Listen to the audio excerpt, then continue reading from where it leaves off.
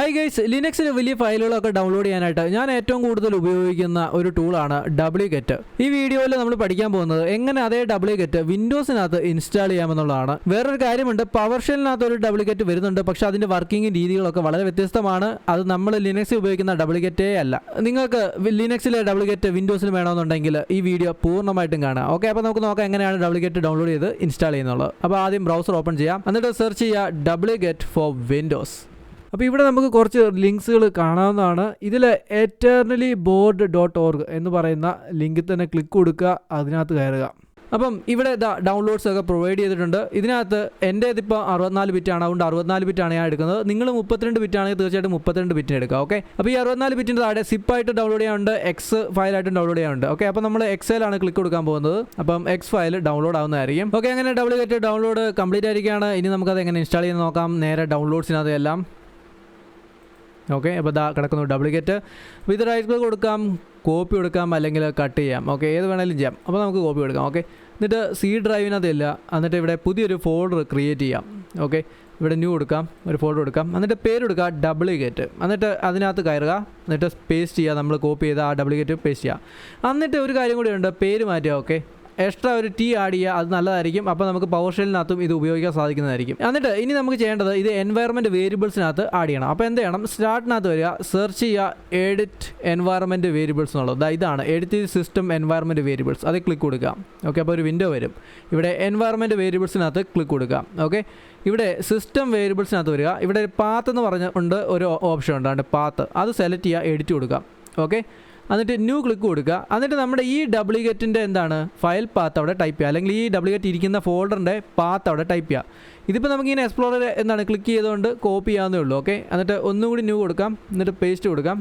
Okay, എന്നിട്ട് okay കൊടുക്കുക, ഇത്രേ ഉള്ളൂ കാര്യം. ഓക്കെ കൊടുക്കുക, പാത്ത് ആഡ് ചെയ്ത് ഓക്കെ കൊടുക്കുക. ഇനി നമുക്കൊന്ന് ടെസ്റ്റ് ചെയ്യാം. കമാൻഡ് പ്രോംപ്റ്റ് എടുക്കാം, എന്നിട്ടൊന്ന് ടൈപ്പ് ചെയ്ത് നോക്കാം, ഡബ്ല്യുഗെറ്റ്. ഓക്കെ, അപ്പോൾ ഓർക്കുക ഈ ഒരു ഫയലിൻ്റെ പേര് എന്താണോ ആ പേര് തന്നെ ഇവിടെ ടൈപ്പ് ചെയ്യണം. ഓക്കെ, ഇപ്പോൾ എന്താണ് ഡബ്ല്യുഗെറ്റ്, ഒരു ടി യു ഡി ഉണ്ട്, അപ്പോൾ അതുകൂടി ചേർത്ത് ടൈപ്പ് ചെയ്യുന്നു, എൻ്റർ കൊടുക്കുന്നു. ഓക്കെ, അപ്പോൾ ഇവിടെ കാണാൻ പറ്റും ഡബ്ല്യുഗെറ്റ് വർക്കിംഗ് ആണ്. ഇവിടെ മിസ്സിംഗ് URL എന്നാണ് കാണിക്കുന്നത്. കാരണം എന്ന് പറഞ്ഞാൽ ഡൗൺലോഡ് ചെയ്യാനുള്ള URL നമ്മളിവിടെ കൊടുത്തിട്ടില്ല, അതാണ് കാരണം. ഓക്കെ, അതുകൊണ്ട് അത് പേടിക്കേണ്ട കാര്യമൊന്നുമില്ല. കൂടുതൽ ഓപ്ഷൻസ് കാണാനായിട്ട് ഡബ്ല്യുഗെറ്റ് സ്പേസ് ഹൈഫൻ ഹെൽപ്പ് എന്ന് ടൈപ്പ് ചെയ്ത് എൻ്റർ കൊടുത്താൽ മതി. ഓക്കെ, അപ്പോൾ കൂടുതൽ ഓപ്ഷൻസ് കാണാവുന്നതാണ്. അപ്പോൾ ഞാനത് ക്ലിയർ ചെയ്യാണ്. സോറി ഗൈസ്, വിൻഡോസിനകത്ത് CLS എന്ന് ടൈപ്പ് ചെയ്യുമ്പോഴാണ് ക്ലിയർ ആവുന്നത്. ഓക്കെ, ക്ലിയർ ആയി. ഓക്കെ, നമുക്കിതിൻ്റെ ആവശ്യമില്ല, ക്ലോസ് ചെയ്തേക്കാം. ഇനി നമുക്ക് പവർ ഷെല്ലും കൂടി ഒന്ന് ട്രൈ നോക്കാം. ഓക്കെ, എന്നിട്ട് ഡബ്ല്യുഗെറ്റ് എന്ന് ടൈപ്പ് ചെയ്യാം, എൻ്റർ കൊടുക്കാം. ഓക്കെ, കണ്ടില്ലേ, ഇവിടെയും വർക്കിംഗ് ആണ്.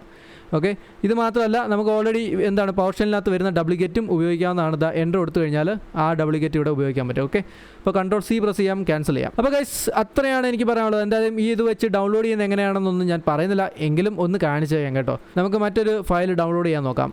അപ്പോൾ അരിയ 2 എന്ന് പറയുന്ന ഒരു പ്രോഗ്രാമുണ്ട്, അതെങ്ങനെയാണ് ഡൗൺലോഡ് ചെയ്യുന്നത് നോക്കാം. നമുക്ക് അരിയ 2 എടുക്കാം.